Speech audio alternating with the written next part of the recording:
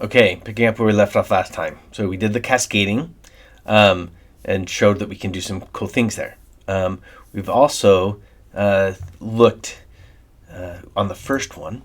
We showed that you can actually go into a certain depth. Now, there are other things on this page that we could go into more depth. For example, we could say all, for example, headings inside of an article, or all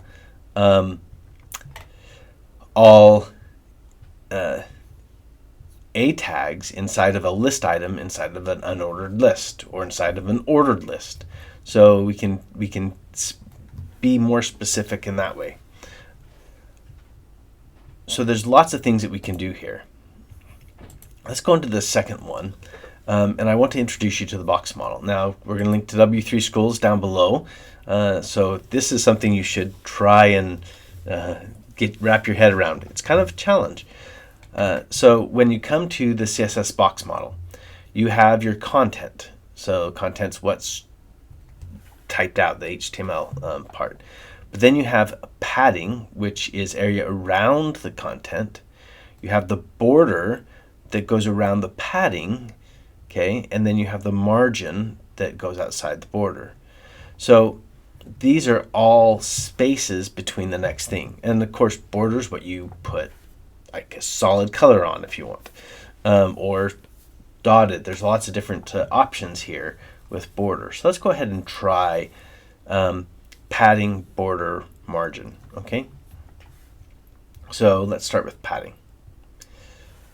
So if I come back here, and let's do this to something I have a lot of, so let's do P. So the P tag. And now we can do the padding in a couple different ways. So we can do padding dash top. And we can set it to, let's see, 10 pixels. Padding dash right. And set it to 10 pixels. Padding dash bottom. Set it to 10 pixels. And padding dash left. And let's set this one to, it doesn't matter too much, 50 pixels. I don't know. Okay, so if I run this, I should see that these spaced out. Okay, now that's one way of doing it, but that's also kind of, yeah, that's the longhand. So if we take another one, let's see, what's one of the things I have in here again? Let's do list items. We'll put a padding on the list items, okay? Li, padding, okay? And when you do this, you can actually do it in shorthand, okay? So padding, colon, and I could do 10 pixels for the top, no commas, 15 pixels, so it goes top, right, bottom, left. 10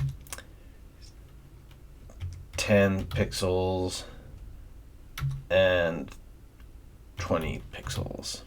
Okay, so that will go, so once again, it starts with top, right, bottom, left. Okay, so if we run this, the list item is going to greatly expand. Okay, so this shorthand works really well with paddings, margins, and borders. Okay, so we got the padding in there.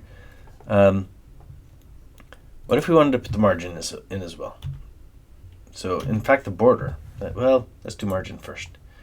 So so we can just say margin, and let's do 2 pixels, 2 pixels, 2 pixels. And then let's go ahead and run that. Should see it change very little. And then border. And with border, we have the style and stuff that you can do, right? Let's do border.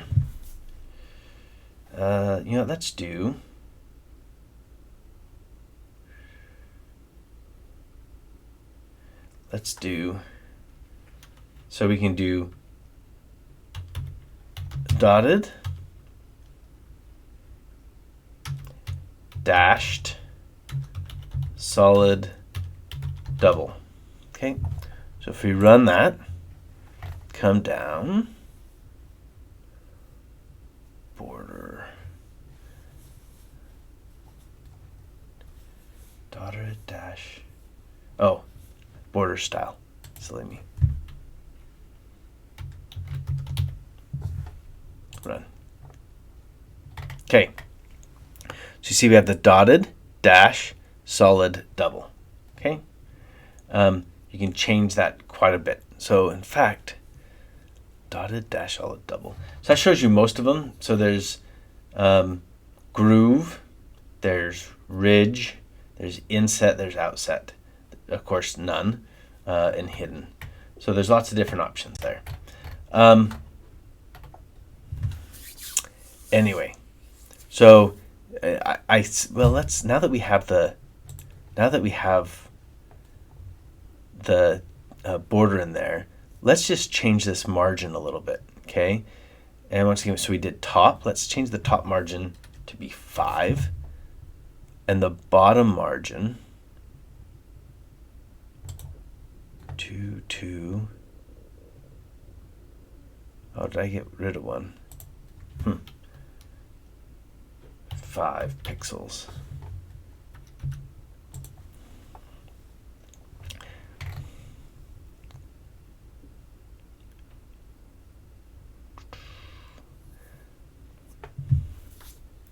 Okay.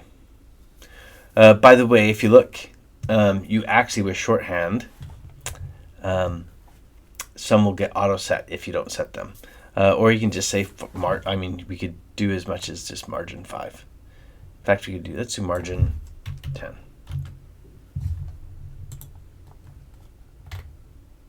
There you go. Anyway, lots of stuff you can learn and understand. I suggest that you play with it because it's quite a bit to take in. I'll link to the box model below. I'll link to W3 Schools, borders, padding, and margin, and maybe another 1 or 2 resources.